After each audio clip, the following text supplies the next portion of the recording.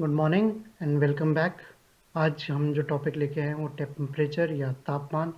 मैं doctor Sandeep Yadav, associate professor in geography, government college Bundi. तापमान का सामान्य परिचय क्या है? ताप या ऊष्मा एक प्रकार की ऊर्जा है जिससे कि पदार्थ गर्म होते हैं। उस गर्मी की जो माप को हम तापमान कहते हैं। हमारा वायुमंडल सूर्य तथा पृथ्वी से अलग-अलग रूपों में ताप ग्रहण करता है तथा उसका विसर्जन करता है। वायुमंडल के गर्म और ठंडा होने की क्रिया सूर्यताप के अवशोषण, परिचालन, संवहन तथा विकिरण विधियों से होती है। भूगोल परिभाषा कोश के अनुसार तापमान एक जलवायवीय तत्व है, जैसे ऊष्मा या शीत, जो थर्मामीटर द्वारा सुगमता से नापा जा सकता है। तापक्रम के अध्ययन एवं विवेचन में औसत तापमान, तापांतर या ताप परिसर जैसी विशिष्ट शब्दावलियों का प्रयोग किया जाता है, जिनका ज्ञान आवश्यक है। औसत तापमान, जिसे हम मीन टेम्परेचर भी बोलते हैं, किसी स्थान विशेष के उच्चतम तथा न्यूनतम तापमानों के औसत मूल्य को वहाँ का औसत तापमान कहते हैं। औसत तापमान की गणना दैनिक, मासिक एवं आर्थिक वार्षिक आधार पर की जाती है। फिर दूसरा है तापांतर या ताप परिसर, जिसको हम कहते हैं रेंज ऑफ टेम्परेचर। तापमानों के विवेचन में तापांतर का विशेष महत्व होता है। किसी स्थान के उच्चतम एवं न्यूनतम तापमान में जो अंतर होता है वही तापांतर कहलाता है। तापांतर दैनिक, मासिक या वार्षिक हो सकते हैं। मौसम तथा जलवायु के अध्ययन में दैनिक तापांतर का बहुत महत्व होता है। सामान्यतः विषुवत रेखा से ध्रुवों की ओर दैनिक तापांतर घटता जाता है, किंतु इसे अन्य कारक भी प्रभावित करते हैं। इनमें समुद्र का प्रभाव, धरातल का स्वरूप, मेघ आच्छादन, हिमाच्छादन आदि प्रमुख हैं। दैनिक तापमान, धरातल पर आने वाला सूर्य तप जब एक पार्थिव विकिरण में नहीं बदल जाता, वायु को अधिक प्रभावित नहीं कर सकता है। सूर्योदय से लेकर शाम 3 बजे तक सूर्य तप की प्राप्ति पार्थिव विकिरण की तुलना में अधिक होती है, अतः तापमान बढ़ते रहते हैं। शाम 3 बजे से लेकर अगले दिन सूर्योदय तक पार्थिव विकिरण अधिक होता है, अतः तापमान घटते हैं। यद्यपि पृथ्वी पर अधिकतम सूर्यतप की प्राप्ति दिन के 12 बजे होती है, किंतु उच्चतम तापमान सदा दिन में 2 से 4 बजे के बीच रहते हैं। इसी प्रकार न्यूनतम तापमान रात्रि 12 बजे न होकर रात्रि 4 से 5 बजे के बीच रहते हैं। इसका प्रमुख कारण है सूर्य तप को पार्थिव विकिरण में बदलने में समय लगता है। वार्षिक तापमान या एनुअल टेम्परेचर, सूर्य की परिक्रमा करने तथा अक्ष पर झुकी होने के कारण पृथ्वी के विभिन्न अक्षांशों पर सूर्य की किरणें कभी लंबवत तो कभी तिरछी पड़ती हैं। अक्षांशों पर तापमान में अंतर उत्पन्न होता है तथा ऋतु परिवर्तन होता है। पृथ्वी पर ऋतु परिवर्तन ही वार्षिक तापांतर का कारण है। ग्रीष्मकाल में सूर्य की किरणें अपेक्षाकृत सीधी पड़ती हैं तथा विषुवत रेखा से दूर स्थित प्रदेशों में भी सूर्य अधिक समय तक चमकता है। इन कारणों से ग्रीष्म ऋतु में अधिक ताप मिलता है। इसके विपरीत शीत ऋतु में ना तो सूर्य की किरणें सीधी पड़ती हैं तथा ना ही सूर्य अधिक समय तक चमकता है, अतः शीत ऋतु में कम ताप प्राप्त होता है। इस प्रकार किसी भी स्थान पर उच्च तापमान ग्रीष्म में तथा न्यूनतम तापमान शीत ऋतु में पाए जाते हैं। ऋतु परिवर्तन के अलावा वार्षिक तापमानों को कुछ स्थानीय कारक जैसे जल थल का विस्तार, समुद्री धाराएं, मेघाच्छादन, पवनों की गति व स्वभाव आदि भी प्रभावित करते हैं। सामान्यतः विषुवत रेखा से ध्रुवों की ओर जाने पर वार्षिक तापांतर बढ़ते जाते हैं। वायुमंडल तापमान के वितरण को प्रभावित करने वाले कौन-कौन से कारक हैं? वायुमंडल के तापमान का आधार पार्थिव विकिरण है। तापमान के क्षैतिज, लंबवत एवं प्रादेशिक वितरण पर निम्न कारकों का विशेष प्रभाव पड़ता है। पहला है अक्षांश। विषुवत रेखा से ध्रुवों की ओर जाने पर सूर्य तप की कुल जो प्राप्ति में हमें कमी देखने को मिलती है, अतः तापमान भी अक्षांशीय कटिबंधों के अनुसार वितरित है। कर्क एवं मकर अयन वृत्तों के आसपास स्थित उष्णकटिबंधीय मरुस्थलों में विश्व के सबसे ऊंचे तापमान अंकित किए जाते हैं, जबकि विषुवत रेखा के आसपास वर्ष भर समान रूप से तापमान ऊंचे रहते हैं। ग्रीष्मकालीन उच्चतम तापमान 20 डिग्री उत्तरी अक्षांश पर अंकित किया जाता है, जिसे तापीय विषुवत रेखा या थर्मल इक्वेटर भी कहते हैं। जब किसी अक्षांश पर सूर्य ठीक शीर्ष पर होता है तो वहां के तापमान ऊंचे रहते हैं। अयन वृत्तों से ध्रुवों की ओर जाने पर औसत तापमान कम होते जाते हैं।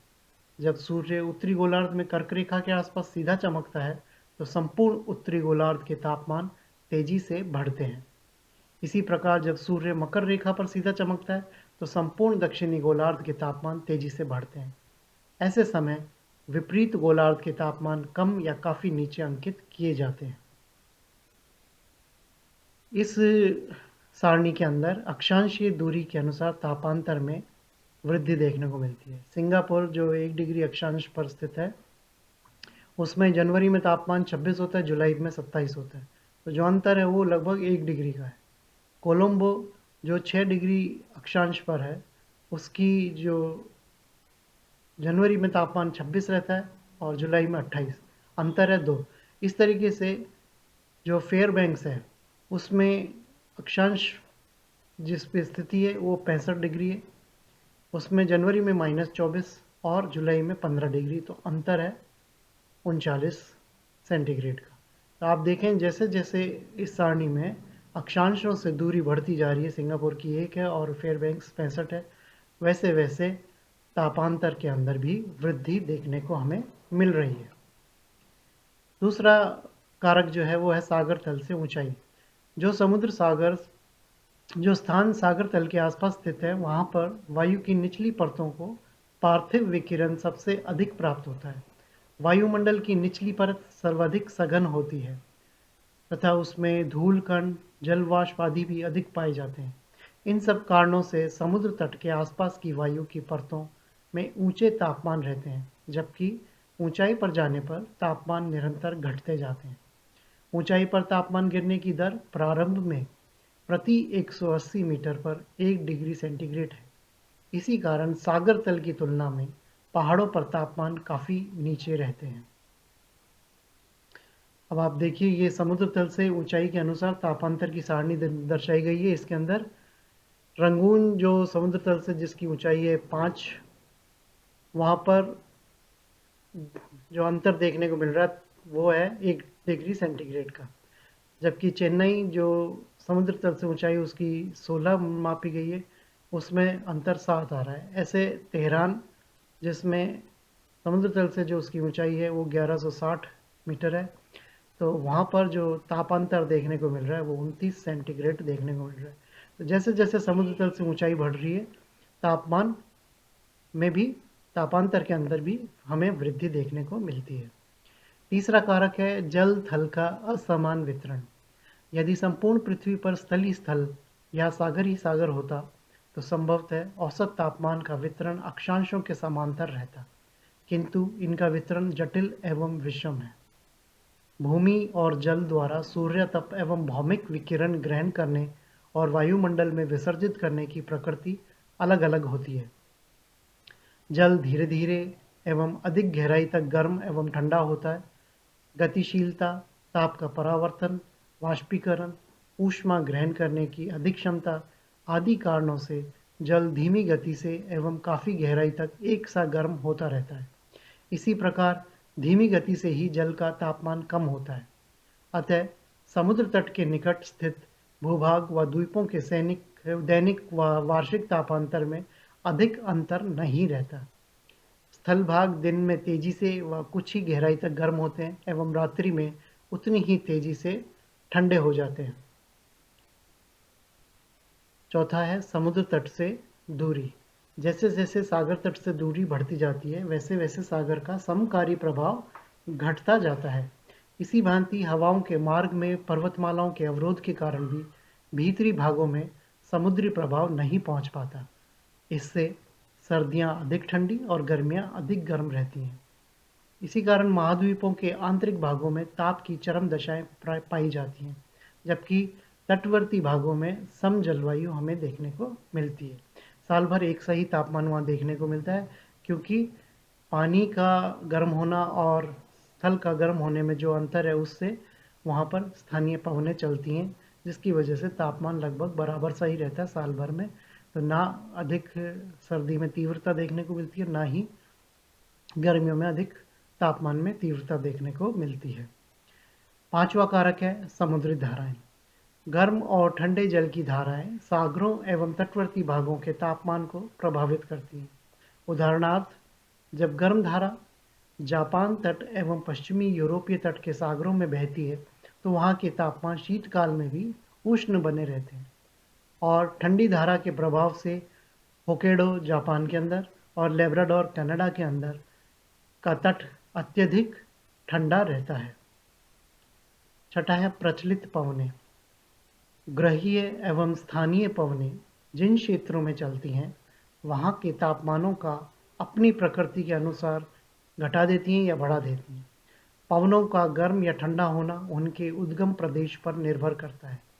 ध्रुवीय प्रदेशों में से आने वाली ठंडी पवनें जिन क्षेत्रों तक आती हैं, वहाँ के तापमान अचानक गिर जाते हैं, जबकि गर्म मरुस्थलों से आने वाली हवाएं तापमान बढ़ा देती हैं। इसका उदाहरण राजस्थान में मरुस्थल से जो गर्म हवाएं उठती हैं, जिनको हम स्थानीय भाषा में लू कहते हैं, वो पूर्वी राजस्थान के तापमानों में भी वृद्धि कर देती हैं। अगला कारक है भूमि का ढाल। पर्वतीय भागों में तापमान पर ढाल का प्रभाव स्पष्टतः देखा जा सकता है। सूर्योन्मुखी ढालों पर सूर्य की किरणों से अधिक ताप की प्राप्ति होती है, जबकि सूर्य के विमुख ढालों पर बहुत कम ताप प्राप्त होता है। वनस्पति आवरण वाले ढालों पर भी तापमान में भिन्नता पाई जाती है। जहाँ अधिक वनस्पति देखने को मिलती है, वहाँ तापमान के अंदर जो वृद्धि है वो हमें कम महसूस होती है, जबकि वनस्पति विहीन जो पहाड़ियाँ हैं उसमें तापमान के अंदर वृद्धि अधिक हमें देखने को मिलती है। आठवां कारक है धरातल का स्वभाव। प्राय आर्द्र व उष्ण प्रदेश धीमी गति से ठंडे व गर्म होते हैं, जबकि शुष्क धरातल शीघ्र गर्म व शीघ्र ठंडी होती है। गहरे रंग का धरातल या मिट्टियाँ तेजी से गर्म एवं शीघ्र ठंडी होने लगती हैं। कुछ चट्टानें लावा युक्त अधिक गर्मी सहकर उष्ण बनी रहती हैं। शुष्क रेतीला एवं गहरे रंग का धरातल शीघ्र में गर्म व ठंडा हो जाता है। भूपतल पर जो तापमान का जो क्षैतिज वितरण है वो किस प्रकार का है, आइए उसको देखते हैं। वायुमंडल की जो निचली परतों में एवं भूतल पर तापमान का जो वितरण कई कारकों से प्रभावित रहता है, ये हमने अभी देखा। जहाँ इसका सामान्य वितरण प्राय अक्षांशों के अनुसार है, वहीं प्रादेशिक वितरण में कई विषमताएं एवं विसंगतियां भी पाई जाती हैं। तापमान के सामान्य क्षैतिज वितरण का आधार अयन वृत्त है। विषुवत रेखा से दोनों अयन वृत्तों 23 डिग्री 23.5 डिग्री उत्तर व दक्षिण के मध्य सूर्य वर्ष में 2 बार सीधा चमकता है। कर्क रेखा पर 21 जून एवं मकर रेखा पर 22 दिसंबर को सूर्य सीधा चमकता है। अयन वृत्तों के मध्य तापमान वर्ष भर प्राय ऊंचे रहते हैं। इसी कारण इस क्षेत्र को उष्ण कटिबंध कहा गया है। इस चित्र के अंदर ये कटिबंध दर्शाए गए हैं। सबसे ऊपर और सबसे नीचे ध्रुवों के निकट 66.5 डिग्री से उत्तरी ध्रुव और 66.5 डिग्री से दक्षिणी ध्रुव के मध्य आप शीत कटिबंध पाते हैं, जबकि दोनों जो अयन वृत्त हैं 66.5 डिग्री उत्तर और 23 डिग्री उत्तर 23.5 डिग्री उत्तर के बीच में शीतोष्ण कटिबंध होता है। ठीक दक्षिणी गोलार्ध में भी इसी तरह से हमें दक्षिणी शीतोष्ण कटिबंध देखने को मिलता है, जबकि कर्क रेखा और मकर रेखा के जो बीच का भाग है वो गर्म इलाका है, उसको हम उष्ण कटिबंध कहते हैं। अयन वृत्त रेखाओं से ध्रुवीय वृत्त 66.5 डिग्री तक के क्षेत्र में सूर्य प्रतिदिन दिखाई देता है। यहाँ सर्दियों में भी उसका थोड़ा बहुत प्रकाश मिलता है। यद्यपि सर्दियों में 45 डिग्री अक्षांश के पश्चात दिन की लंबाई तेजी से घटती है एवं 22 दिसंबर को 66.5 डिग्री उत्तरी अक्षांश पर 24 घंटे की रात और 21 जून को गर्मियों में 24 घंटे का दिन होता है। कर्क रेखा उत्तरी ध्रुव वृत्त तथा मकर रेखा दक्षिणी ध्रुव वृत्त के बीच के क्षेत्र को ना स्पष्टतः शीत व उष्ण ऋतुएं पाई जाती हैं। शीतोष्ण कटिबंध कहा गया है। 45 डिग्री से 66.5 डिग्री के मध्य सर्दियां अधिक कठोर होती हैं, अतः उसे शीतोष्ण कटिबंध कहा गया है। दोनों ध्रुवीय वृत्तों एवं ध्रुवों के सबसे कम तापमान रहते हैं। यहाँ वर्ष के अधिकांश भाग में सूर्य की किरणें प्राय धरातल के समांतर सूर्योदय जैसी रहती हैं। इसे शीत कटिबंध कहा गया है। कटिबंधों का ऐसा सरल मानचित्रीकरण वितरण सर्वप्रथम यूनान वासियों ने प्रस्तुत किया। बाद में इसे अन्य विद्वानों ने औसत तापमान की स्थिति को ध्यान में रखते हुए संशोधित किया। समताप रेखा या आइसोथर्म मानचित्रों में स्थानों को समुद्र तल पर मानते हुए समान तापमान वाले स्थानों को जोड़ने वाली रेखा को ही समताप रेखा कहते हैं। पृथ्वी के मानचित्र पर तापमान के सामान्य एवं क्षैतिज वितरण के अध्ययन में यही आधारभूत रेखाएं हैं। समताप रेखाएं प्राय सीधी होती हैं, किंतु महाद्वीपों और महासागरों के मिलन स्थलों पर उनमें झुकाव आ जाता है। विश्व मानचित्र पर जिस भाग में समताप रेखाएं आसपास होती हैं, वहां का तापमान तेजी से बदलता है। भूतल पर ऐसा प्राय सर्दियों में गर्म धारा से प्रभावित तट के पास होता है। पृथ्वी की सतह पर तापमान की सामान्य दशाओं का वितरण प्रतिरूप समताप रेखाओं को देखकर ही सरलता से समझा जा सकता है। दक्षिणी गोलार्ध में अंटार्कटिका महाद्वीप के विशाल हिम प्रदेश के प्रभाव से निचले वायुमंडल एवं सागर तल के विशेष ठंडा बने रहने से तापमान उत्तरी गोलार्ध की भांति अधिक ऊंचे नहीं रहते, अतः यहाँ समताप रेखाएं दूर दूर पाई जाती हैं। जब समताप रेखाएं दूर दूर होती हैं तो तापमान की दशाएं सम रहती हैं। ऐसा दक्षिणी गोलार्ध में प्राय वर्ष भर और उत्तरी गोलार्ध में ग्रीष्म काल में पाई जाती है। इसी प्रकार समताप रेखाओं के वितरण पर शीतोष्ण कटिबंध में गर्म धाराओं का भी विशेष प्रभाव दिखाई पड़ता है। यह धाराएं सूर्य तप से उष्ण कटिबंधीय जल के अति गर्म होकर ध्रुवों की ओर बहने से उत्पन्न होती हैं। इनके कारण उत्तरी गोलार्ध की शीतकालीन समताप रेखाएं एवं उनके वितरण प्रतिरूप प्रभावित रहते हैं।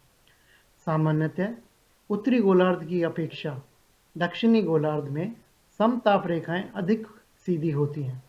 इसका प्रमुख कारण उत्तरी गोलार्ध में स्थल तथा दक्षिणी गोलार्ध में जल का विस्तार अधिक होता है। जनवरी माह में तापमान का जो क्षैतिज वितरण है वो कैसा है? जनवरी माह में सूर्य मकर रेखा पर सीधा चमकता है। इसी कारण उत्तरी गोलार्ध में सर्दी का एवं दक्षिणी गोलार्ध में गर्मी का मौसम होता है। दक्षिणी गोलार्ध में बर्फीले अंटार्कटिका महाद्वीप की हिमशालाओं के सामुद्रिक विस्तार एवं बर्फ के प्रभाव से सागर जल शीतल रहने से यहाँ के तापमान अधिक ऊंचे नहीं रहते। सबसे अधिक तापमान पश्चिमी ऑस्ट्रेलिया के मरुस्थल में अंकित किए जाते हैं। दक्षिणी गोलार्ध में समताप रेखाएं अक्षांशों का अनुसरण करती हैं एवं सुदूर दक्षिण में अंटार्कटिका महाद्वीप के चारों ओर घेरा बनाती हैं। इस चित्र के अंदर विश्व के मानचित्र के ऊपर ये जो समताप रेखाएं खींची गई हैं, इसमें आप देखें कि दक्षिणी गोलार्ध में ऑस्ट्रेलिया के जो भाग है, केंद्रीय भाग ऑलमोस्ट, उसमें आप ये गोला बना हुआ देख रहे हैं। यहाँ 30 डिग्री से अधिक के तापमान देखने को मिलते हैं। ऐसे ही दक्षिणी अमेरिका के अंदर भी यही चीज़ हमारे को देखने को मिल रही है। 30 डिग्री से अधिक के तापमान देखने को मिल रहे हैं। जबकि नीचे की तरफ में हम जाएं तो 20 डिग्री की जो समताप रेखा है उसको आप देखिए कैसे वो जैसे ही इसके पास आती है सागर और स्थल भाग के मिलन के पास, तो वो एकदम झुक जाती है और जैसे ही वो वापस सागर में भाग में प्रवेश करती है तो उसके जो रेखा है वो ऊपर की तरफ में उठ रही है।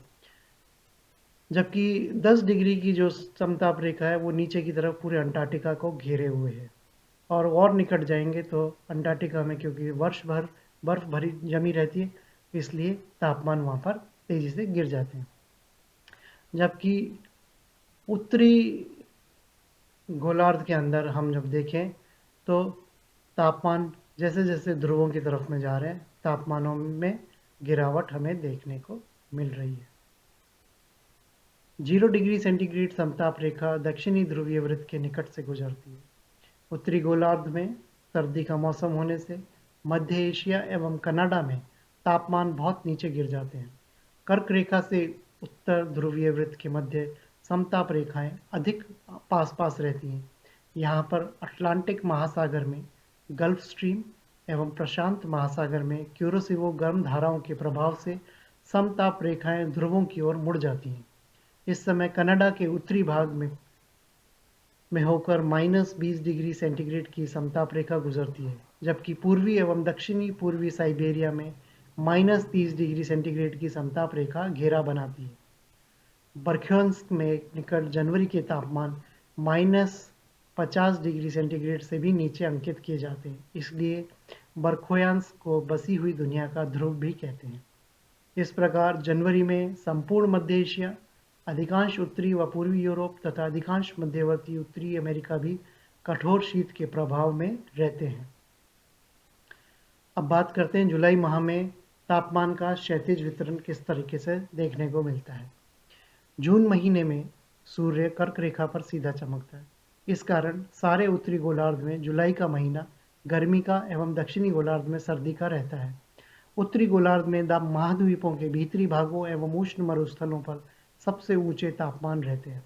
औसत तापमान विषुवत रेखा पर 27 डिग्री सेंटीग्रेड के आसपास और कर्क रेखा के निकट 35 डिग्री सेंटीग्रेड से 40 डिग्री सेंटीग्रेड के मध्य रहते हैं।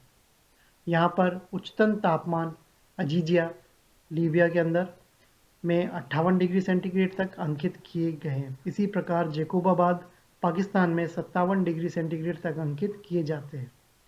इस समय महाद्वीपों पर समताप रेखाएं दूर दूर एवं विषुवत रेखा की ओर झुकाव लिए होती हैं। दक्षिणी गोलार्ध में समताप रेखाएं अक्षांश के लगभग समानांतर ही चलती हैं। विषुवत रेखा से 50 डिग्री दक्षिणी अक्षांश तक समताप रेखाएं दूर दूर होती हैं, अर्थात सर्दियों में दक्षिणी गोलार्ध में महाद्वीपों के तापमान तेजी से नहीं गिरते। इस चित्र के अंदर आप देखिए, दक्षिणी गोलार्ध के अंदर -10 डिग्री और 10 डिग्री और 20 डिग्री की आपको रेखाएं देखने को मिल रही हैं, जबकि उत्तरी गोलार्ध के अंदर कर्क रेखा से ऊपर 20 डिग्री और ऊपर जाएं तो 10 डिग्री की समताप रेखाएं देखने को मिल रही हैं, जिसमें उत्तरी अमेरिका के अंदर जो कैलिफोर्निया के निकट का क्षेत्र है उसके अंदर आप देखिए एक गोला बना हुआ है 30 डिग्री का, यहाँ तापमान अधिक रहते हैं। ऐसे ही सहारा के मरुस्थल, ईरान, भारत का जो पश्चिमी भाग है ये और तिब्बत वाला इलाका है, इसमें भी तापमान 30 डिग्री के आसपास और इससे अधिक रहते हैं। ये थी जुलाई माह की समताप रेखाएं। इस समय 10 डिग्री सेंटीग्रेड समताप रेखा भी 50 डिग्री अक्षांश के निकट से गुजरती है। इसके दक्षिणी भाग में बर्फ से तो अंटार्कटिका महाद्वीप के विस्तार के कारण तापमान तेजी से गिरते हैं एवं समताप रेखाएं पास पास होती हैं। इस प्रकार जनवरी में भूतल पर तापमान की दशाएं जुलाई की तुलना में लगभग उल्टी रहती हैं। तो आज हम बात कर रहे थे तापमान की। भूतल पर तापमान को प्रभावित करने वाले कारकों के बारे में हमने जाना और साथ ही हमने तापमान का जो क्षैतिज वितरण है इसके बारे में भी जनवरी माह में और जुलाई माह में क्या स्थिति रहती है उसके बारे में हमने जाना। हम तापमान का जो ऊर्ध्वाधर वितरण है उसको और तापमान विलोमता के बारे में हम अगले व्याख्यान में बात करेंगे। आज के लिए इतना ही। हम शीघ्र नया टॉपिक लेकर आपके सामने उपस्थित होंगे। तब तक के लिए धन्यवाद।